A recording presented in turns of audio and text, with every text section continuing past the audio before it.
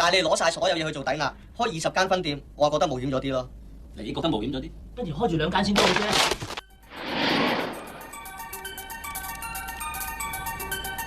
你真係借咗錢俾佢？唔該晒。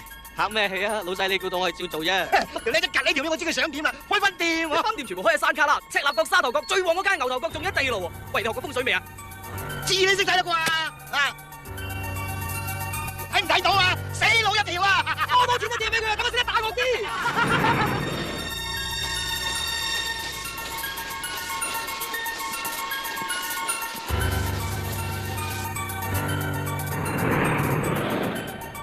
講多次，佢哋攞晒啲錢去出罐頭啊！出罐頭？係啊，全香港2800間超級市場便利店將會有得賣，所有鋪頭位置嘅分佈圖我已經 set 咗入電腦。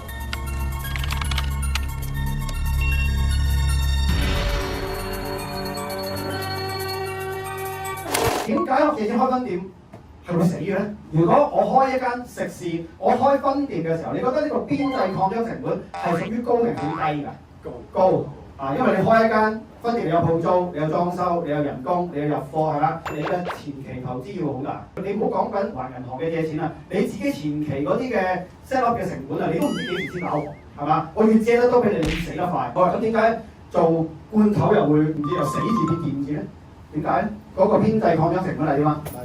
邊際擴張成本好低，你啤多個罐頭出嚟，有啲咩成本啫？都係咁啫嘛。咁點解令到你嘅業務可以具備發展邊際成本低嘅呢啲情況咧？係打造你嘅 IP， 打造你品牌。你諗下，如果你一個罐頭啊，你擺上去超級市場去賣嘅時候，其實你同一時間係咪面對咗好多競爭嘅？所有做罐頭嘅人嘅邊際成本都係低噶嘛。所以一上架嘅時候，你發覺你一去到超級市場一打開雪櫃，有無數咁多選擇俾你。OK， 冇錯，大家嘅成本都係低，但係你點解喺呢度突圍而出咧？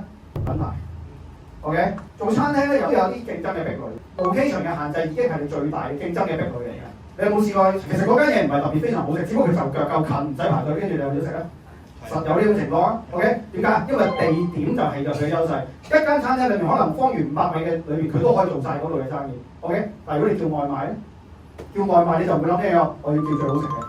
點解？你冇咗嗰個地理優勢啊嘛。所以唔同生意有唔同競爭點，大家要知道啊。關注我做 Top Sales。